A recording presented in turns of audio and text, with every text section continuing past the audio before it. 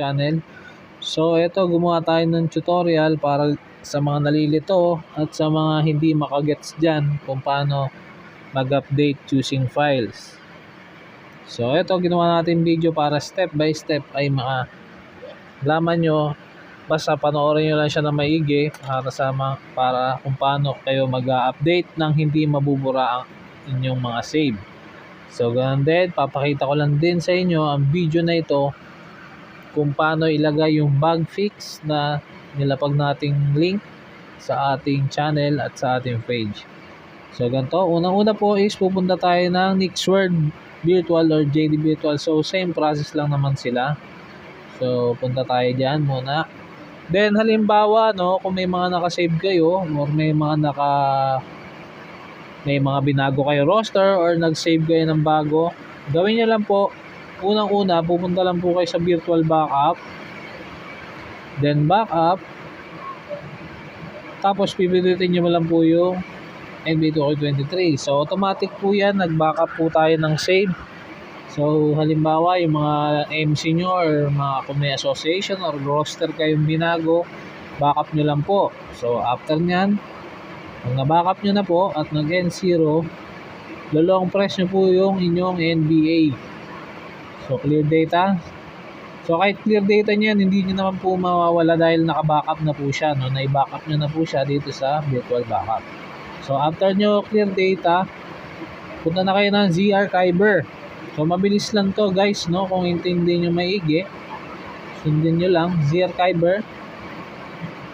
So kung saan dinownload nyo halimbawa yung ating bug fix or version. So ito, gumawa ko ng folder for tutorial lang siya, no? Yan. So ito halimbawa ang ating bug fix. Yan. So extract nyo lang yan. Extract nyo lang yan. So nakikita nyo naman po, bug fix switch change. Ito example lang for tutorial. So kung meron kayong mga files dyan or ano, ganyan, extract nyo lang. So ito, buburayin nyo lang itong tatlo para sa gustong mabago nyo yung mga intro, no? Kasi ito yung intro nya. So pag gumamit ka ng bagong intro, tapos ito pa rin, buburayin nyo yan kung gusto nyo maging bago yung intro nyo. Kasi pag hanggat nandyan pa yan, ito pa rin yung luma, no? Halimbawa lang yan, ha? Ito pa rin yung luma. So kung bago na yung APK nyo na bagong intro at hindi nyo binura to, hindi mag-work yung bagong intro. So yan, burayin nyo yan, isasaburayin nyo. So ito yung bug fix natin, no? Wala siyang laman. Ito yung mga laman niya, yung mga roster, yan yung mga laman. So yan lang naman po ang i-ano natin. So ito yung example.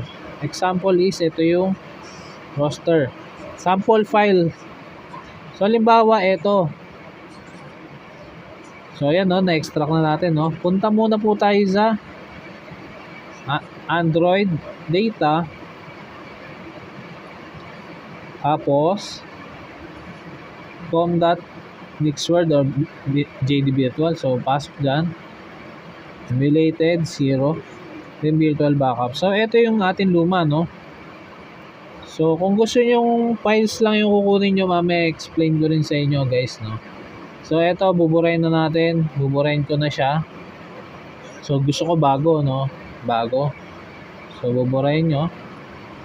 Okay.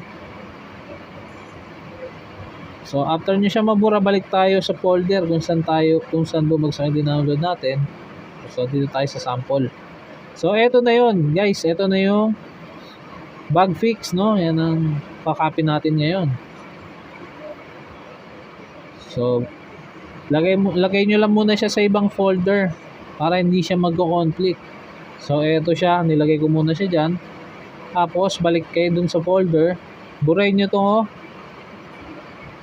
Yung dahil na-copy naman natin, burayin nyo na yan. So ito, kunwari example lang, version 27 or kahit anong version, example lang naman to, extract nyo lang ulit siya. Yan.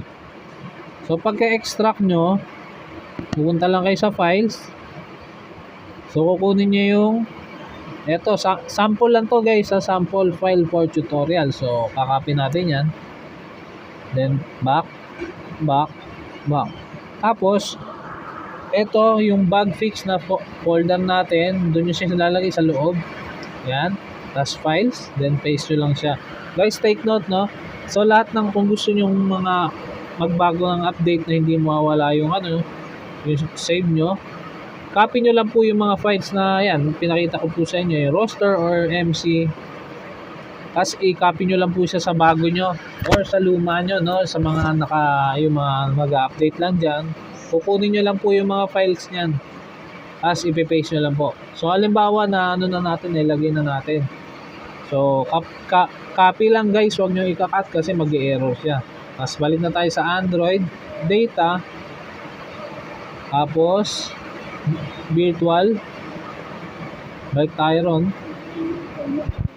Then sa akin binura ko, no? Kung gusto nyo burahin, kung wala naman kayo nakasave, pwede nyo naman burahin yung luma. So palit nyo yung bago. So ito yung bago na yung papalit natin. So sample lang to guys ha. Ginawa ko lang to para at least meron na kayo way para ma-update. So yan, so lagyan na natin, no? Punta na tayo sa Nixworld Virtual. So yan, after nyo na mailagay yun guys, click nyo lang yung backup, virtual backup, then restore NBA. So yan, check natin, no, kung updated na ang ating roster at tama ang ating nilagay. So make sure na backup kayo bago kayo mag clear data para hindi mawala ang inyong mga nakasave. So dito pag blurred, no, bago kayo pumasok sa game, pag blurred, on nyo lang ang inyong auto rotate screen. On nyo lang po siya para hindi siya ma-blurred.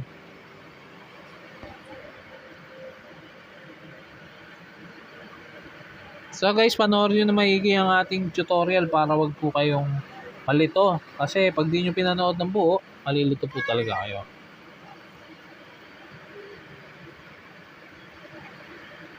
So load tayo, tingnan natin.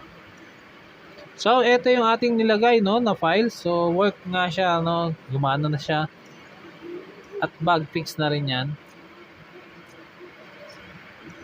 Try natin magbago ng pangalan. So yan.